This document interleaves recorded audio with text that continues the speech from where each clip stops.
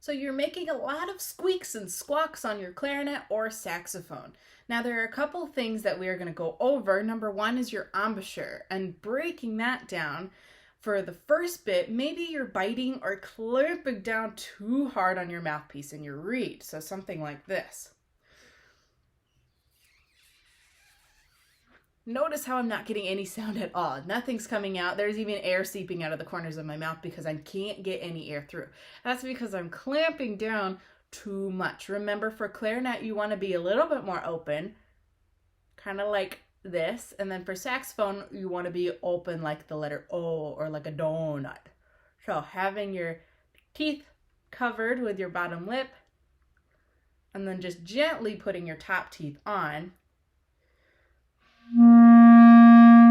making sure your corners are firm. That will help make sure that the sound gets directed right into the mouthpiece and then through the clarinet.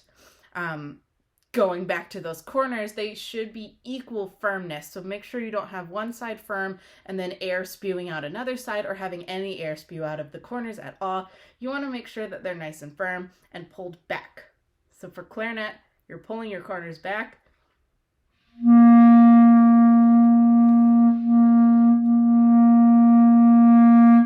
So your corners are back, your cheeks are in, and that'll really help your sound on clarinet. Similar for saxophone, but you don't really have to pull your corners back like this. You're going to keep your corners tight, but more in that O shape, like a donut. Next bit, you might have too much mouthpiece in your mouth. So if you're taking in way too much mouthpiece, that's going to cause some just awful, just really, really loud squeaks. And we don't really want that. We only want to play really nice, pretty sounds. So if you're taking in, you're going to get that kind of sound, and we don't want that kind of sound. That's too loud. That's really damaging for your ears. We don't want that. So remember, you only want to take in about a third of the mouthpiece. So here's like 1/3, here's about a half, and then here's like a 2/3, and then here's the whole mouthpiece. So just about a third placing in. You might even be able to see on my mouthpiece, that's where my teeth go. It's not super far in, and it's not all the way back here. Just right there, that's where my teeth generally rest. So about a third in.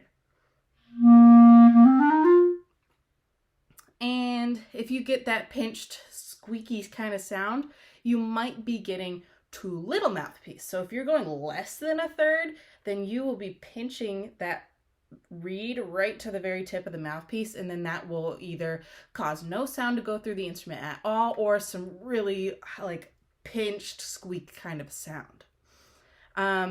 Another thing, especially for saxophone, because it is a bigger instrument and people often have a little bit smaller hands when they're in 5th and 6th grade, is you might be accidentally pressing keys. So remember, for saxophone, we kind of want to be Lego man, and we want to have our hands round like a Lego man. Or if you don't play with Legos, then it'd be like if you're holding a water bottle.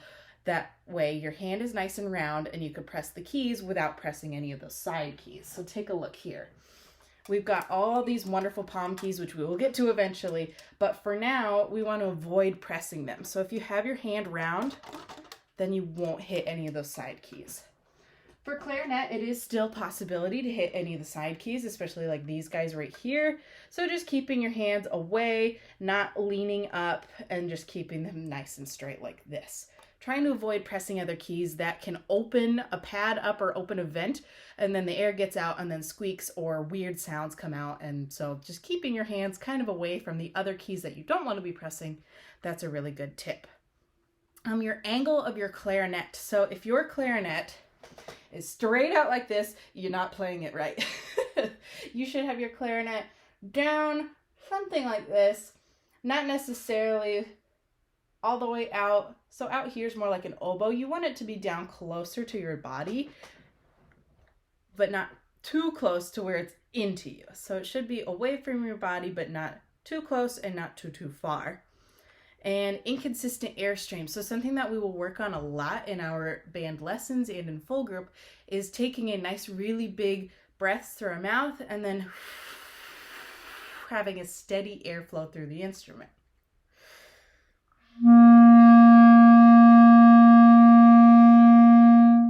So if your airstream doesn't have a strong foundation, then you can get kind of a wavering kind of sound.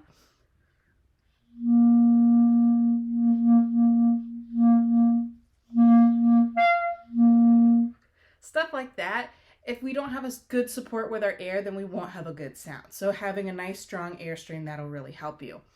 And then tongue position. Now this one's kind of weird. So when you're playing clarinet and saxophone, your tongue should be up high in the back of your mouth, like you're saying the letter E, or hissing like a cat, whatever works for you. The middle of your tongue and the tip of your tongue should be more towards the bottom or lower and away from the roof of your mouth. And then we'll get more into different tongue positions as we go on, because we do need to use our tongue a little bit later, but just getting started, that's a really good tongue position to have. Really high in the back and then pretty low in the front and the middle. If these issues are solved by going through this video and you've fixed your sound, that's awesome. If not, feel free to contact any of your teachers, and then they will be able to help diagnose what the issue is and then try to help you make those good sounds again.